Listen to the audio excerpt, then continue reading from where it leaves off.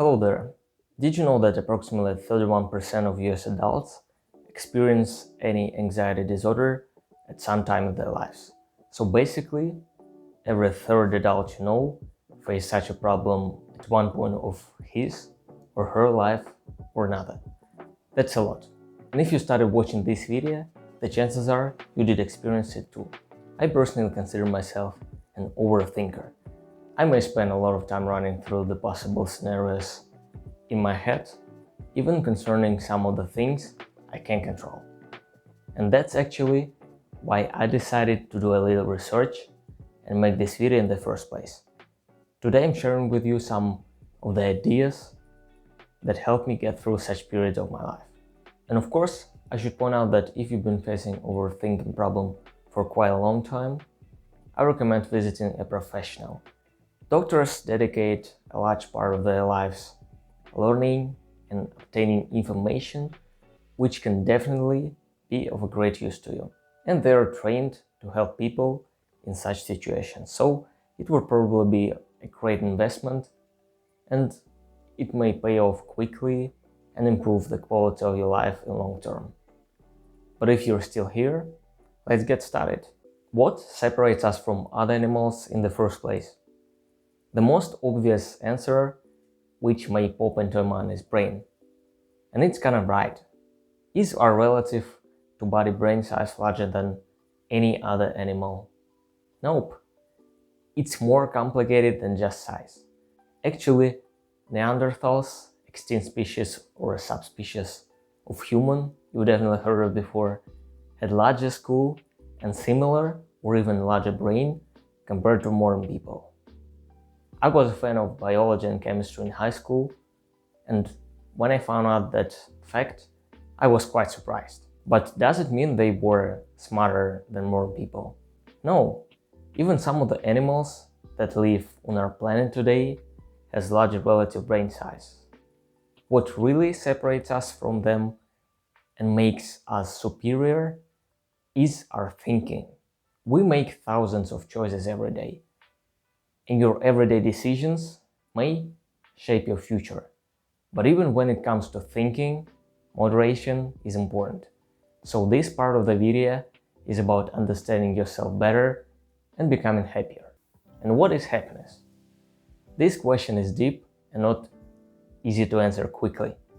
I used to think that happiness was about always feeling good and experiencing only pleasant feelings. I love this quote from the Happiness Trap. It says that the things we generally value most in life bring with them a whole range of feelings, both pleasant and unpleasant. So believing that you are able to fully separate yourself from negative emotions is maybe unrealistic. And I think if you want to achieve great results, you should make room for unpleasant feelings. That's why I'll talk about some of the ideas I got from acceptance and commitment therapy. It's proven to show positive effects for a broad range of target conditions, including anxiety and depression. First thing I want to point out is our thoughts. They come to your mind every second, and brain never stops in living creatures, even while you're sleeping. But the thing is, sometimes these thoughts can become our reality. It's called cognitive fusion. Thoughts that became so strong that they dominate our behavior. But we should stop believing that all of them are true or they are strict orders you should obey anytime they pop into your mind. They may make you feel some particular way, depressed, or make you procrastinate. Controlling them and feelings is not an easy assignment, if it's possible at all sometimes. Acceptance is not about changing or deleting them. We're not trying to get rid of or destroy them, but what we can change is the way we treat our thoughts. Maybe you should think about them as stories your mind's constantly trying to tell you. Like gossips. They aren't necessarily true, and one of the techniques that are being used in cognitive diffusion is thanking our mind. We simply say to ourselves, "Thanks for this interesting thought, mind. Your thoughts are simply a bunch of words. Sometimes we should distance from them and not let them paralyze you and control your behavior instead of you taking actions you know are right to take. It may not make you feel great. Again, it's not about experiencing only pleasant feelings, but it's about facing our thoughts and feelings, even if they're scary, and about how we react to them. It's not that easy to do, and you'll definitely need patience and time. Rome wasn't built in a day, as well as your best version of yourself wasn't. Now let's try something. It's really easy. It will take only around 20 seconds, and you don't have to stop the video and go anywhere. Now, close your eyes and take 5 deep and slow breaths. They should be the deepest and slowest you took today. Slowly breathe in and breathe out, focusing on the air going through your nose down to your lungs. Thoughts are still there. You don't have to fight them. Let them come and go. Focus on your sensations. Notice how your ribcage expands and then returns to the starting point. Maybe you can feel a sense of ease in tension, or that time slowed down for several seconds. As you may have noticed, even while you were doing it, thoughts still were going through your mind, and that's okay. We don't want to change it. It's like a turned on radio. Next part isn't less exciting. Commitment. What does it mean? It's about taking action. Knowledge itself isn't enough. If you know how to achieve something but don't do anything, what's the point? I believe it applies especially to self-help.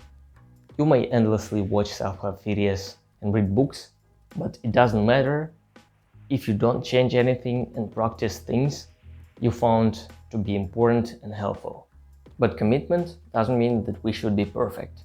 Actually, perfectionism may kind of worsen your mental health. According to studies, there may be an association between perfectionism and generalized anxiety disorder.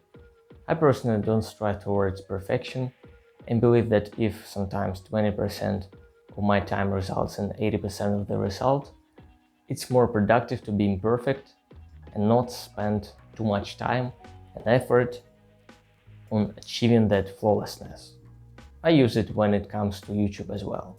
My videos are still far from being perfect, but I think it's more optimal to publish them and gain that needed experience that will enable me to succeed in long term. So commitment is about standing up. If you fall down, unpleasant feelings you experience can deteriorate your performance and what most people call happiness. But you shouldn't overreact in such situations. You can't fully control your thoughts, but what you can control is your actions. In order to reach desired destination, you should know where you're going.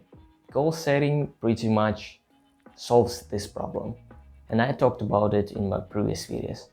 But here is another thing I haven't talked about much: enjoying the process. Russ Harris, an author of The Happiness Trap and Acceptance and Commitment Therapy trainer, wrote about it in his book. He compares goal-focused life and value-focused life. The point of realizing the difference is that it may help you appreciate the process, not only the result. Here is an example from the book. 2 kids are going to the zoo. They've been looking forward to visit it. One of them is looking at the cars passing by, enjoying the scenery and talking to his mom. The other one is anxiously waiting for them to finally get there. But what actually happens is they never get there. Their car broke down. But what is the difference between the children now? They both never made it to the zoo and are pretty pissed about that. But one of them has something exciting to remember. So why can't we be like that kid and somehow focus on the now, not only on our final goal? Even if our goal hadn't been achieved, we still would have had a great time, wouldn't we? So the difference is whether we should focus solely on our goal or on values we have to have in order to achieve it.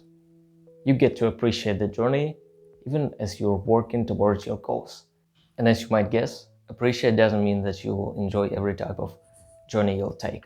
Some part of your experience might not seem that bright, but you're learning new lessons and skills along the way and experience personal growth. In order to build muscle, you have to shock it, as they say. So, even unpleasant experience may be valuable.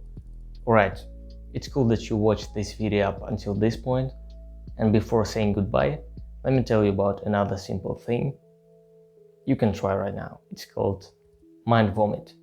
I said a lot in this video, and it provoked some types of thoughts in your head. Now, let's let them out for a couple of minutes. Take a pen and a piece of paper and write down without stopping everything that's going on inside your head. It's proven that expressive writing may have benefits, so relax and write down everything, don't be shy. And this is it for the video. I hope it was helpful. Subscribe to my channel if you want to see more, and have a good day.